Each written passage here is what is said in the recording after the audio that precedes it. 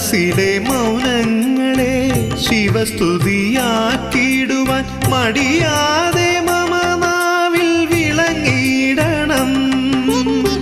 മനസ്സിലെ മൗനങ്ങളെ ശിവസ്തുതിയാക്കിടുവാൻ മടിയാതെ മമ നാവിൽ വിളങ്ങിടണം.